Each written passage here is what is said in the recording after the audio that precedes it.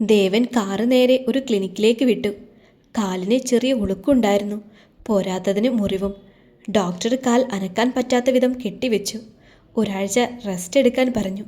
തിരികെ കാറിൽ കയറിയ ദേവൻ അവളെ കൂട്ടി മുന്നോട്ട് പോയി.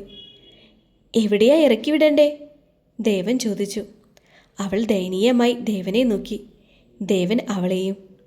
കേൾക്കുന്നില്ലേ? എവിടെയാ ഇറക്കി വിടേണ്ടേ എന്ന്. ഈ അവസ്ഥയിൽ. എന്താവസ്ഥ?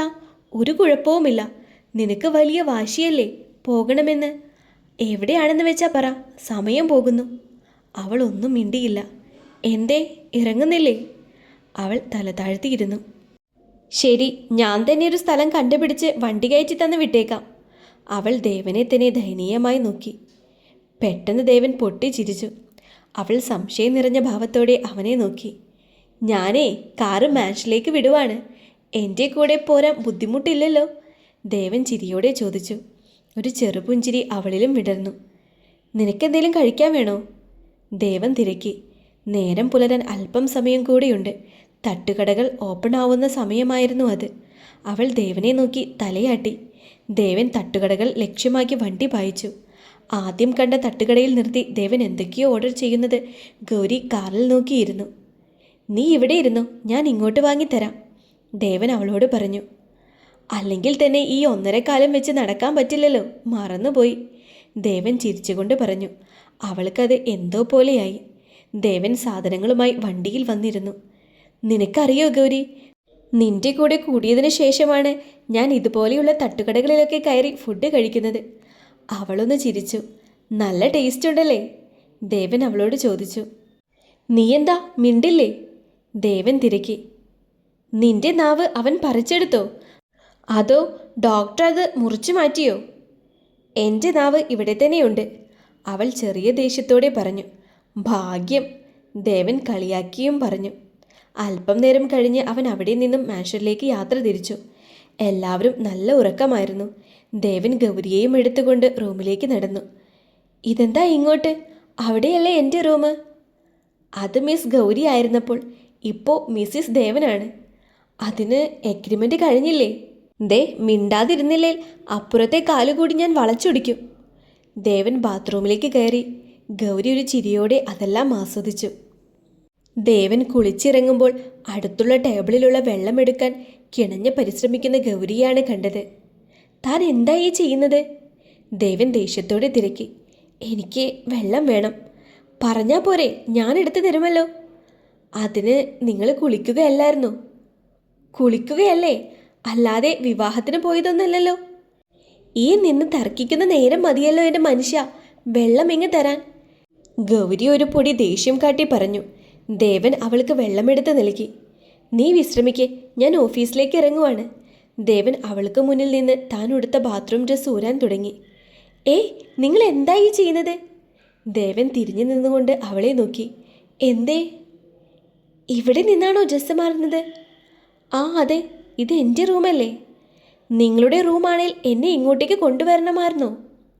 ഓ, അപ്പോൾ ഞാൻ ഡ്രസ്സ് മാറുന്നതിലാണ് സീൻ അല്ലേ? എന്നാലേ എൻ്റെ ഭാര്യയുടെ അഭ്യർത്ഥന മാനിച്ചുകൊണ്ട് ഞാൻ ബാത്റൂമിൽ പോയി വസ്ത്രം മാറിക്കോളാം എന്ന് പറയില്ല മോളെ. ഷേ, നാണയില്ലേ നിങ്ങൾക്ക്? ദേവൻ ജനലുകളുടെ കർട്ടനിട്ടു. അത് കണ്ടതും ഗൗരി കണ്ണുകൾ 2 കൈകൊണ്ടും പൊത്തി ബെഡിലേക്ക് കിടന്നു. ദേവൻ ചിരിച്ചുകൊണ്ട് വസ്ത്രം മാറി.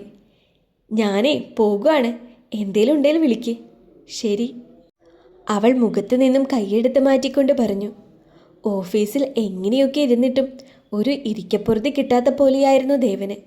ഗൗരിയെ തന്നെയായിരുന്നു ഓർമ്മ വരുന്നത്. വൈകിട്ട് നേരത്തെ ദേവൻ ഓഫീസിൽ നിന്നും ഇറങ്ങി. ദേവൻ്റെ നേരത്തെയുള്ള വരവ് ഗൗരി ഒട്ടും പ്രതീക്ഷിച്ചിരുന്നില്ല. അവൾ നല്ല ഉറക്കത്തിലായിരുന്നു. ഇവളിന്ന് കുളിച്ചില്ലേ? ദേവൻ ഉറങ്ങുന്ന അവളെ നോക്കിക്കൊണ്ട് സ്വയം തിരക്കി. പെട്ടെന്നാണ് റൂമിൻ്റെ വാതിലടയുന്ന ശബ്ദം കേട്ട് ഗൗരി ഞെട്ടി ഉണർന്നത്. നിങ്ങളായിരുന്നോ? അവൾ തിരക്കി. എന്താ ഭാര്യ, നീ ഇന്ന് കുളിച്ചില്ലേ? അവൾ അവനെ തന്നെ നോക്കി. കുളിക്കാൻ എഴുന്നേക്കാൻ പറ്റണ്ടേ? ദേവൻ ഷർട്ടൂരിക്കൊണ്ട് അവളുടെ അടുത്തേക്ക് ചെന്നു. വാ എണീക്ക്, ഞാൻ ബാത്റൂമിലേക്കാക്കി തരാം. വേണ്ട. പിന്നെ കുളിക്കാതിരിക്കാം? സാരല്ല. അയ്യടാ. ദേവൻ അവളെ കോരിയെടുത്ത് ബാത്റൂമിലേക്ക് കൊണ്ടുപോയി. ഇനി നിങ്ങൾ പൊയ്ക്കോളൂ. അതെങ്ങനെ ശരിയാവും? ഏ, നിന്റെ കാല് സുഖമില്ലാത്തതല്ലേ? ഞാൻ ശ്രദ്ധിക്കാതെ പിന്നെ. വേണ്ട വേണ്ട, നിങ്ങൾ പോയിക്കോ. ശരി. ദേവൻ അതും പറഞ്ഞുകൊണ്ട് പുറത്തേക്കിറങ്ങി. കാലൊന്ന് ശരിയാവട്ടെ, നിന്റെ നാണം ഞാൻ ശരിയാക്കുന്നുണ്ട്, ദേവൻ ചിരിച്ചുകൊണ്ട് പറഞ്ഞു. ദിവസങ്ങൾ അങ്ങനെ കടന്നുപോയി. ഗ്രാമത്തിൽ നകുലനെ നോക്കുന്ന നന്ദിനിയുമായി ലക്ഷ്മിക്ക് വലിയ അടുപ്പമൊന്നും ഉണ്ടായില്ല. തൻ്റെ ഭർത്താവാണെന്ന അവകാശം ഒരിക്കലും നന്ദിനി വെച്ചിരുന്നില്ല. അന്ന് രാത്രി നകുലനും ലക്ഷ്മിയുമായുള്ള വഴക്ക് അപ്പുറത്തെ മുറിയിൽ നിന്നും നന്ദിനി കേൾക്കുകയുണ്ടായി. കാര്യം എന്താണെന്ന് വലിയ നിശ്ചയം അവൾക്കുണ്ടായില്ല. പെട്ടെന്നാണ് നന്ദിനിയുടെ വാതിൽ ശക്തമായി മുട്ടുന്നത് കേട്ടത്. പാതിമയക്കത്തിലായിരുന്ന നന്ദിനി ഞെട്ടിയുണർന്നു. വാതിൽ തുറന്നു. ഗൗരവം നിറഞ്ഞ മുഖത്തോടെ നകുലനും പിന്നിൽ കരഞ്ഞു കലങ്ങിയ കണ്ണുമായി ലക്ഷ്മിയും ഉണ്ടായിരുന്നു. നന്ദിനി അവരെ രണ്ടുപേരെയും പരസ്പരം നോക്കി. എന്താണെന്ന് ചോദിക്കണമെന്നുണ്ടെങ്കിലും അവൾ ചോദിച്ചില്ല.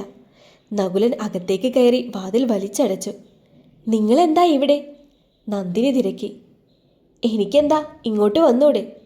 നന്ദിനി വാതിൽ തുറന്ന് പുറത്തേക്കിറങ്ങി. റൂമിൻ്റെ വാതിലിനോട് ചാരി ലക്ഷ്മി ഇരിക്കുന്നത് കണ്ടു. നന്ദിനി ലക്ഷ്മിയെ താങ്ങി എഴുന്നേൽപ്പിച്ചു. എന്തു പറ്റി? വയസ്സാങ്കാലത്ത് ഓരോ തോന്നലല്ലേ, മനുഷ്യൻ്റെ സമാധാനം കളയാൻ ഓരോന്ന് വന്നോളും, ലക്ഷ്മി കലിതുള്ളിക്കൊണ്ട് പറഞ്ഞു. പ്രശ്നം നന്ദിനി തന്നെയാണെന്ന് അവളുടെ സംസാരത്തിൽ നിന്നും മനസ്സിലായി. നന്ദിനി ഉമ്മറത്തേക്ക് ചെന്നിരുന്നു. താൻ വരാൻ പാടില്ലായിരുന്നു, അവൾ മനസ്സിൽ പറഞ്ഞു. ഉറക്കം കണ്ണുകളെ വല്ലാതെയാക്കി. അവൾ റൂമിലേക്ക് ചെന്നു. അവിടെ നകുലൻ കിടപ്പുറപ്പിച്ചു. നിങ്ങൾ റൂമിലേക്ക് പൊക്കോളൂ, എനിക്കൊന്ന് ഉറങ്ങണം. ഞാനെന്തിനാ അവളുടെ കൂടെ കിടക്കുന്നത്? എനിക്ക് നീയില്ലേ? നകുലൻ്റെ മ്ലേച്ഛമായ സംസാരം അവരെ വല്ലാതെയാക്കി. റൂമിൻ്റെ വാതിൽ വലിച്ചടച്ചുകൊണ്ട് നന്ദിനി അനന്യയുടെ റൂമിലേക്ക് നടന്നു.